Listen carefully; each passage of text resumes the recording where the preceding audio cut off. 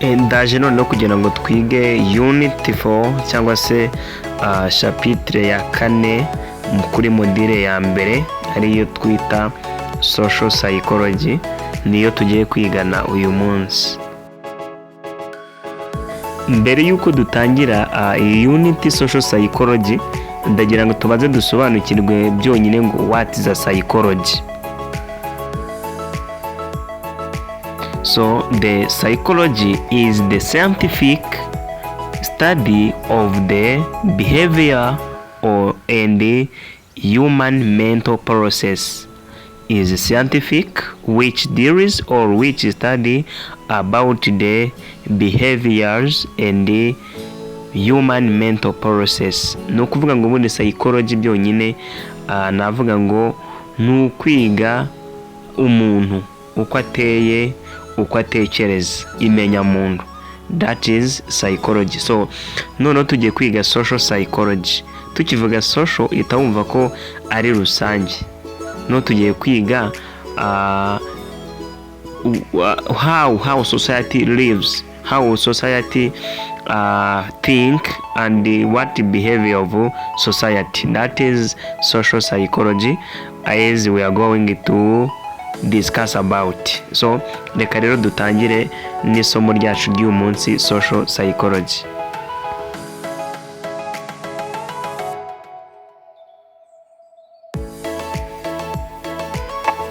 Social psychology is the scientific study of how people think, feel, and behave in social situations. Let's repeat again.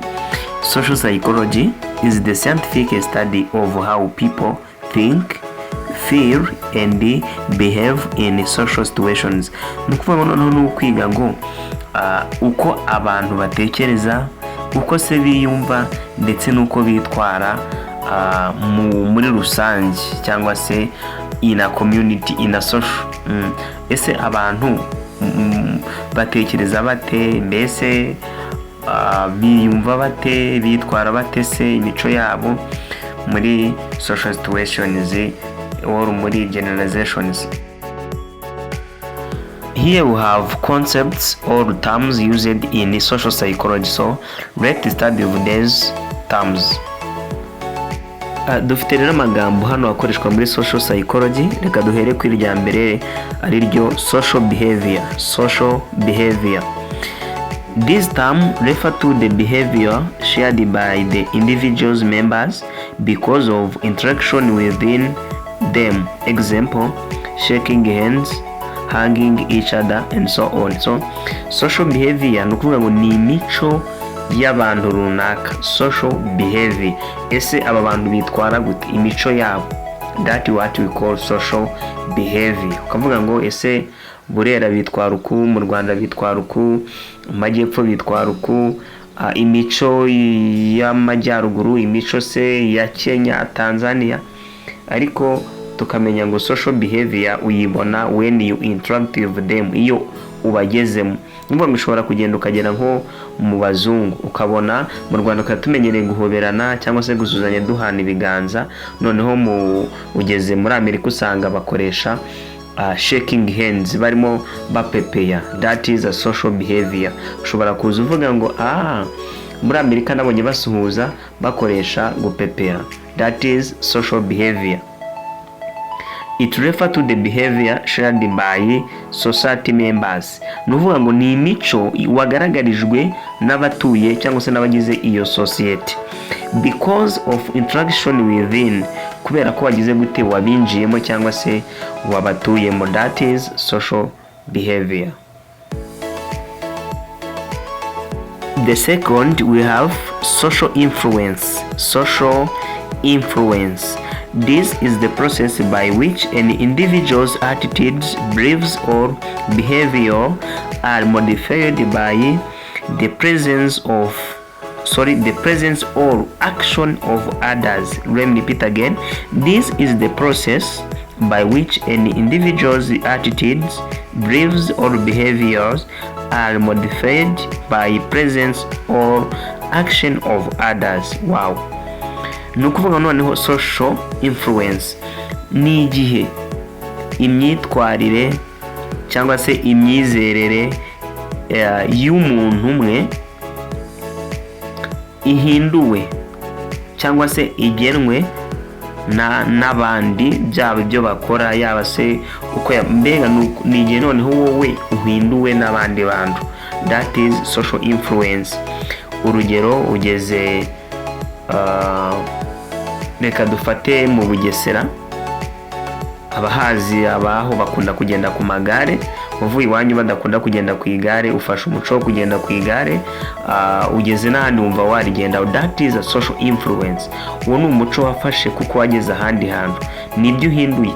None ushobora no kugera ahantu ugasanga wenda se wari umudive, uri umukatolike cyangwa uri umwadeperi, hanyuma ugeze muri sosiyete runaka usanze bari abasilamu, nawe uhisemo kujyayo kuko ubona ariho n'abandi basengera. That is a social influence. Mujya mubona ko karitsiye nyinshi usanga abantu basengera mu idini rimwe. That is an example of social influence. Ni igihe hari imico uhinduye cyangwa imyizerere cyangwa se imyitwarire bitewe na sosiyete you are living in. So that is a social influence. Ni igihe ugize ibyo uhindura bitewe n'aho uri.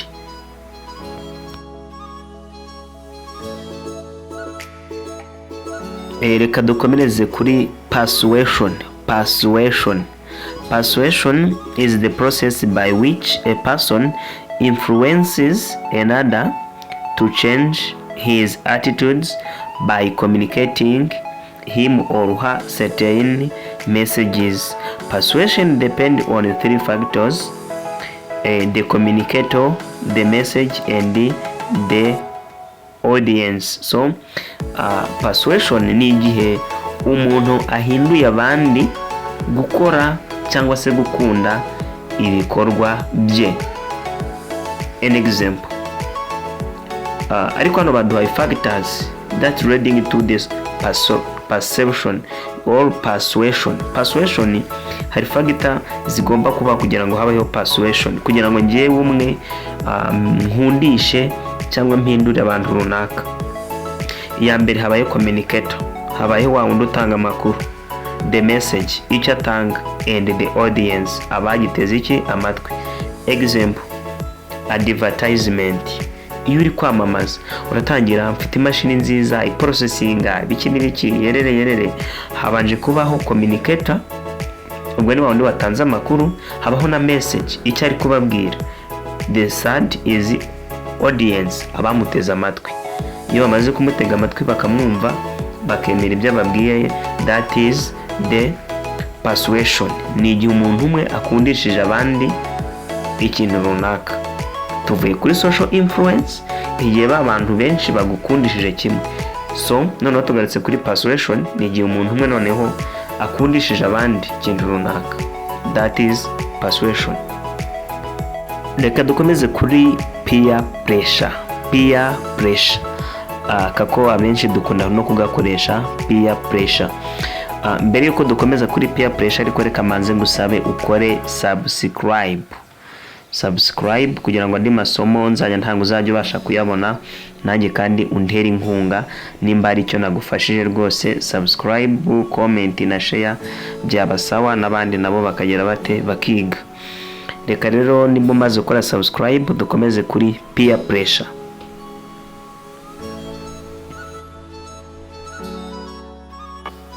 Peer pressure is about changing personal attitudes and beliefs due to the direct influence of peers. The individuals is encouraged to follow their peers by changing their attitudes, values, or beliefs to conform to those the influencing group or individual. Noneho peer pressure ni cya gitugu cyangwa se cya kigare ugendemo bitewe nabo mugendana ibyo bakora. Urugero baravuze ati ariko twese apo twisohokere tugende twigire hanze n'ubundi mwari muse yadutwara iki. Iyo gutyo usohotse umwe arabivuze babiri barabyemeje batanu umunani mwese muse mwisohokera, that is a peer pressure. Ni ibyemezo ukoze cyangwa ufashe cyangwa se ugize ibyo uhindura bitewe na sosiyete urimo. direct ako kanya without any thinking about what is the effect about the after doing this. That is a peer pressure. Nta mwanya ubonye wo kuba watekereza ngo si kinkoze, oya, uko ubonye bane batanu bagikoze nawe ukurikijeho. That is peer pressure. Let's move on the next point, which is conformity. Conformity is when someone changes their behavior, beliefs, or thinking to match a group or fit in with others. Wow, that is a short definition and better. It is when someone changes their behavior, beliefs, or think to match a group or fit in with others. No conformity aha ni igihe wowe wenyine ugize ibyo wiyemeza guhindura cyangwa se gukora kugira ngo ube muri groupe runaka. Aha bitandukanye na cya kigare hamwe bakozi bigahita ubikora, oya, ahubwo noneho wowe kubera hari groupe ushaka kujyamo wiyemeje gukora nk'ibyo bakora bataranabikubwira kugira ngo nyine uba joining. That is what we call conformity. Uri conformye wemeye ibyo bakora kugira ngo bazagira ute, bazakwemere, ni wowe ubwawe ubyihinduriye. Conformity means doing what others are doing. Ni ugukora ibyo abandi bari gukora utitaye ngo ni bibi cyangwa ni byiza, ariko kubera ushaka kubajyamo you have to make a conformity. Why some people can make or can do conformity? To fit in, kugira ngo ugire ute, ube muri bo. You don't want to stand out or be rejected. Ntabwo ushaka kuba hirya yabo cyangwa se ntabwo ushaka ko bakwanga, ahubwo kubera ko ushaka kwinjira muri iyo group. That is why you have to make a conformity on yourself. Kubera ko ushaka kwinjira muri societe yabo. Nimba ari abasore bagenda bazinze amashati bataranabikubwira, nawe urahita uyizinga kugira ugire ute, ugendane nabo. That is what we call conformity. Iyi conformity ushobora kuyikoresha nk'umuyobozi cyangwa se na mwarimu yayikoresha. Wenda se ubonye abana runaka bagenda bafite imico itari myiza, ariko mbere y'uko ujya kubagarura wigenda uvuga ati no mureke ibi, no, oya, banza nawe ubanze use n'uwisanisha nabo. That is what we call conformity. Wisanisha nabo ukora nk'ibyo bakora, nyuma ubone kubabwira ati mwabigenza gutya mukagaruka. That is a conformity. Let's forward to the next term or concept used in social psychology. Let's move on the social perception. Social perception refers to the process by which people form impressions and make judgments about others in a social context. Wow. It involves interpreting and understanding the behaviors, intentions, emotions, and traits of other people based on available information. Social perception ni igihe umuntu amenya ngo abangaba bateye bate, batekereza bate, ese amarangamutima yabo, ariko agendeye kuki available informations, agendeye ku makuru abona iyo akureba ibyo ukora, ibyo uvuga, akamenya ngo this person may be not yet akamenya ngo uyu muntu nkurikije uko mubona nuwo kwitonderwa, ntago ari ukwiyegereza. That is social perception. Ni igihe umuntu umwe yicara akavuga ngo isosiyete mbayemo, aba bantu tubana, uyu namutiza amafaranga, uyu sinayamuha, uyu namubwira ibibazo mfite, uyu namubwira ibi. That is a social perception, but you get it based on the available informations. Ibyo byose bishobora kuba biri true but not yet, ariko ubihabwa n'iki na available informations. Uko bantu bakwigaragaje nibyo biguha kugira uko bakira. That is a social perceptions. Ni igihe umuntu umwe amenya societe uko ibayeho. Social perception.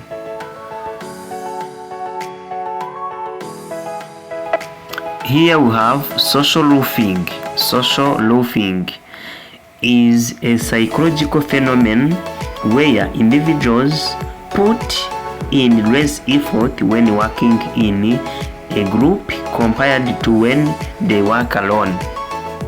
Better definition. Social loafing ni ukuvuga ngo ibi ni igihe abantu runaka yaba umwe cyangwa babiri muri groupe bagaragaje intege nke cyangwa se badashaka gukora tasks bahawe muri groupe ugereranyije nuko bakora ari bonyine. Ushobora kubona umuntu ni umuhanga ariko ageze muri groupe ariyicariye ayanze gukora. That is a social loafing. Ni igihe muri benshi hagaragayemo bake banze gukora, bari kugaragaza intege nke. Wenda umuntu afite umurima arahinga rwose, twese turamuzi, none tugeze nko ku rusengero cyangwa se ku ishuri tugiye guhinga umurima, ukabona atangiye gukubita kabiri arifashe ngo arananiwe. That is social loafing. Igihe umuntu agaragaje intege nke muri group mu gihe nyamara ugereranyije nuko uyakora ari wenyine aba agaragaza imbaraga. That is a social loafing. Aka kajambo nyankunda kubona bakabaza cyane mu bibazo, social loafing.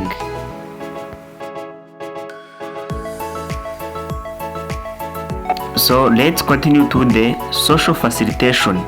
Social facilitation is the psychological phenomenon where people tend to perform better or simple or well-prioritized tasks when they are the presence of others compared to the when they are working alone. Iyi ndumva ari difayire tuvuyeho. Social facilitation niho nigihe noneho hari umuntu ukoze cyane agaragaza imbaraga nyinshi ugereranyije n'izagaragaza iyo ari gukora ari wenyine. Ni wa muntu ugera muri groupe agakora akagira courage. That is a social facilitation. Murumvamo harimo facilitation gufasha, hakabamo na social. Nigihe wa muntu umwe nyine afashije imbaga nyamwinshi, agaragaje imbaraga nyinshi kurusha abandi. That is a social facilitation, which is a differ from or which is the opposite from social loafing. Social loafing iyo twabonye ko ari igihe babiri cyangwa batatu bagaragaje intege nke ugereranyije n'ukuntu bakoraga bonyine. While in social facilitation ni igihe noneho hagize ugaragaza imbaraga nyinshi ugereranyije n'uko akora ari wenyine. Reka dukomeze kuri group think. Group think, it is a phenomenon that occurs when a group of individuals reaches a consensus without critical reasoning or evaluation of consequences or alternatives. No group think ni igihe abantu runaka bafashe icyemezo cyo gukora ikintu runaka ariko without critical reasoning, ntacyo na kimwe byeze batekerezaho, ntacyo bibajije, evaluations of consequences, ese ibi bintu nta ngaruka byagira, or alternatives, n'ibindi byerekeranye n'ibyo. Bo baravuze ngo dukore ibi, bahise babikora. It's going to be like a peer pressure.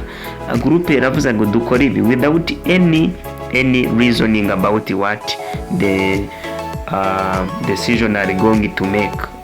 Bakoze icyo without thinking about. That is group think. Niye group runaka ivuze ngo dukora ibi without any critical reasoning or evaluation of the consequences. Reka noneho dukomeze kuri subordinate goals. Subordinate goals refer to the goals that get people from opposing sides to come together and work toward common result. Aha nigihe noneho amagurupe atavugaga rumwe, opposing sides, abatabyumvaga kimwe, come together and work toward common result. Noneho bishyize hamwe bakavuga ngo reka dukorere hamwe kugira ngo tugire icyo tugeraho. That is subordinate goals. Subordinate goals. So noneho nk'umuntu twabanye ndagira ngo umbwire ngo ni iki se usigaranye. What have you learned? Ni iki usigaranye, mbese hari icyo bigufashije? Nimba ari yego typing muri comment, nimba nakomeza nkagerageza, nimba hari icyo biri gufasha. Nimba ntacyo nabwo muri comment ndibuze kubibona. Reka nsabe rero subscribe kabisa kugira ngo dukomeze twigane. Tuzagaruka rero dusubukurira kuri social influence uko abantu bagenda bahindurana, ariko reka mbanze mbahe nk'iki navuga ngo mbasogongeze. About the social influence, we have majority influence. In majority influence conformity, the large group influences the individual or small group. Nuvuga ngo majority influence ni igihe abantu benshi bahinduye abantu bake. That is majority influence. Abantu benshi bahinduye abantu bake. This is individual, ni umuntu umwe, or small group cyangwa se abantu bake. There are two explanation why people conform. Hano batangiye gusobanura uko abantu bashobora kugera gute guhindura. But in majority influence or conformity, the large group nini cyangwa abantu benshi influence the individual or small group, bahindura umuntu umwe cyangwa se bake. That is majority influence. So tuzakomeza no kuri minority influence, tugende tubona na identification byose kugeza iyi unit 4 tuyirangije. So abo twiganye rero murakoze, ndabashimiye. Nari Teacher Nehemi.